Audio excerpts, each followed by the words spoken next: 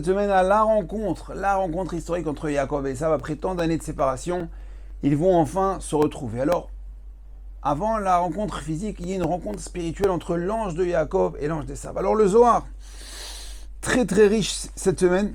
Je ne sais pas par où commencer, tellement il y a deux choses à dire entre ce combat entre Yaakov et Esav. Alors, on va sauter et on va aller un petit peu plus loin. Alors d'abord, on va rappeler un petit peu le scénario. Esav a attendu cette date-là. Il s'est dit, jusqu'à maintenant, mon frère, il était invincible. Il étudiait la Torah. Je sais qu'il étudie la Torah. Quand il est sorti de chez papa-maman, c'était un bon bachour. Donc, je sais qu'il puise toute sa force, son invincibilité grâce à la Torah. Mais maintenant, il est descendu chez Lavan. Il a travaillé là-bas. Là. Lavan, symbole de la mafia, du vol, de l'argent, des femmes, du kiff. Bref, il s'est dit, bon, après tant d'années là-bas, il a dû un peu se fragiliser. Il a dû un peu se laisser influencer. Donc, Esav, il attend ce moment-là. Il là, maintenant, c'est bon, mon frère est devenu vulnérable. Donc, il va envoyer Saro chez Esav, ce qu'on appelle le Samer Mem. C'est le Yetzara. Samer Mem, pourquoi on l'appelle Samer Mem? Sam, c'est le langage de aveugler. Le Yetzara, il vient aveugler Yaakov, il veut nous aveugler d'Akadosh Baruch Hu. Et donc, dans cette confrontation, pas une confrontation physique, mais une confrontation de valeurs et d'arguments, Esav cherche à savoir, à trouver la faille. Trouver la faille, où est-ce qu'il va pouvoir taper son frère? Et il cherche, il ne trouve pas. Il voit que Yaakov est resté, Ishtam Yoshev Olim. Malgré tout ce qu'il a travaillé, qu'il s'est éloigné, qu'il a vécu là-bas avec le mafieux, avec tout ce que vous voulez, il est resté tel qu'il était. Et comme il lui a dit, Im Lavan Garti, j'ai habité avec Lavan. Garti, sur les mêmes lettres que Tariak 613. J'ai là-bas, malgré tout, j'ai accompli la Torah et les mitzvot, c'est ce qui m'a préservé.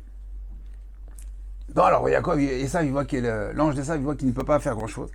Qu'est-ce qu'il fait?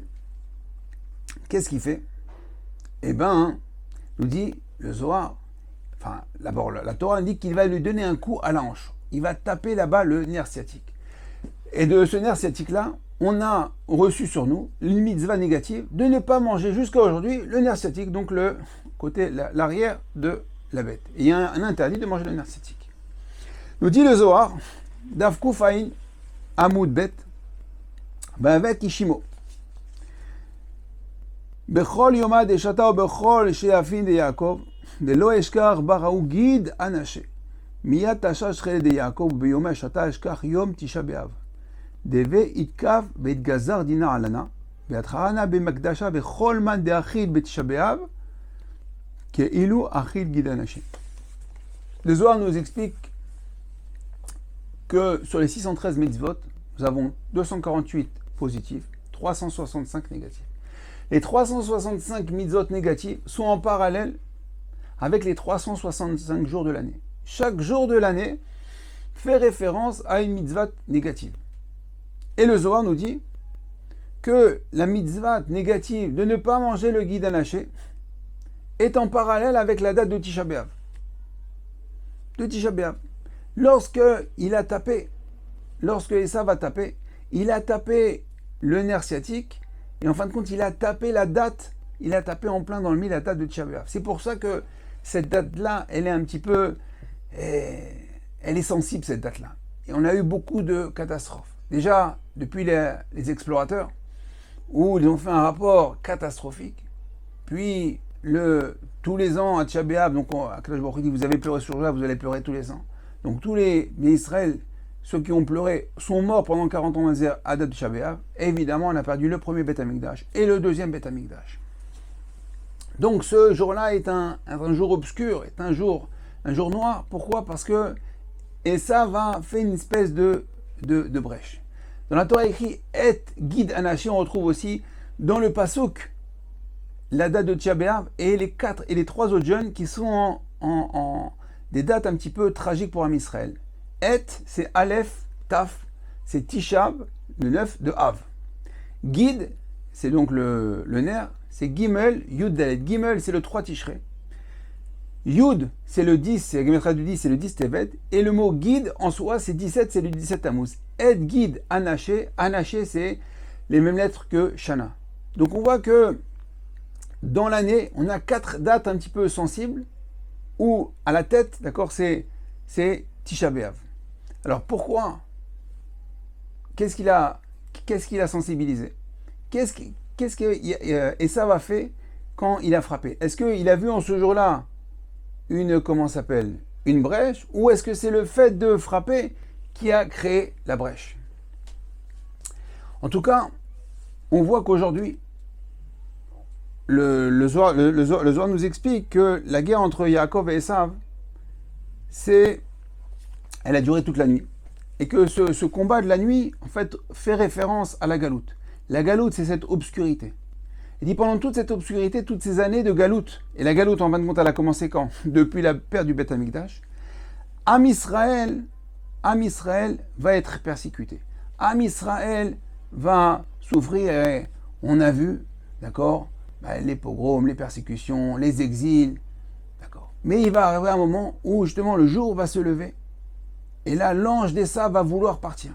Dès que la lumière va commencer à jaillir, l'ange d'Esav, donc le Yetzer Hara, le Samer même, il va vouloir partir. Alors, qu'est-ce qui a créé Rabotai la dernière galoute?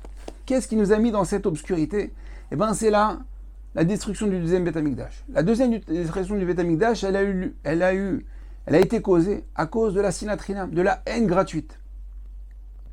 Et on sait que pour reconstruire, eh ben, il faut faire l'inverse de ce qui a causé la destruction.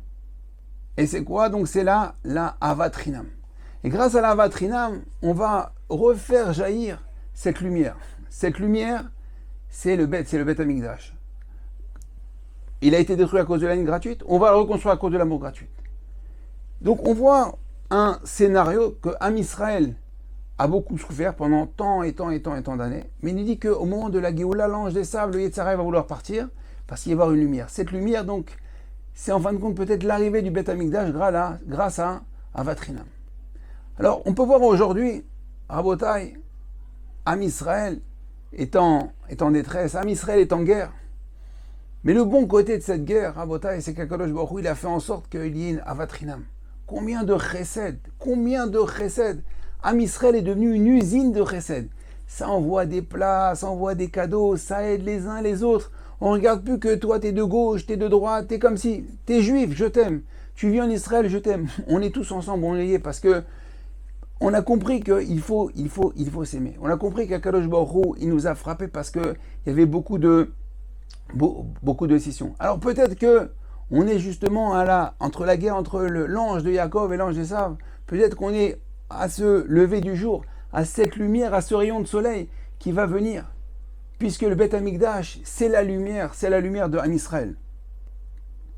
Et Bezrat Hashem que tout ce qui est écrit dans le Zohar, Rabotai, il écrit dans le Zohar, il est écrit Ad Alod HaShachar, jusqu'au lever du jour. Ils se sont battus jusqu'au lever du jour. Deit Avar Shultena Deit Hala. Les fichiers Azavra, puisque maintenant, le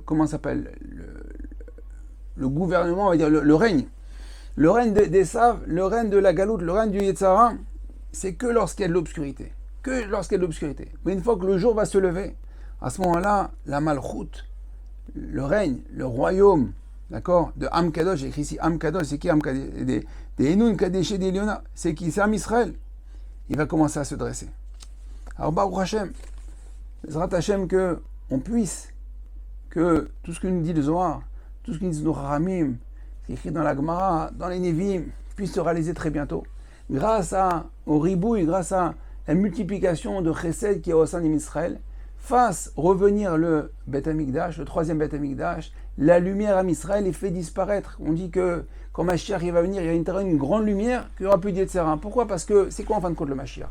C'est un dévoilement de la Shrina, c'est un dévoilement d'Akadosh Baruch Hu. La lumière, elle est tellement forte, qu'on ne peut pas fauter. En général, pourquoi on faute? Parce que on dit on est dans l'obscurité, les gens on faute. Pourquoi? Parce qu'on se cache, on pense qu'on ne nous voit pas. Mais là, la lumière de la Torah, la lumière de la Shrina, la lumière du Beth Amikdash sera tellement forte qu'on sera sous les projecteurs qu'on n'aura plus la force de fauter. Et surtout parce que l'ange d'Esav, il va partir. Alors Bezrat Hashem, Qu'on soit zoré très bientôt de la construction du troisième état d'Amigdash, Bimera, Be'amenu, Amen, Shabbat Shalom.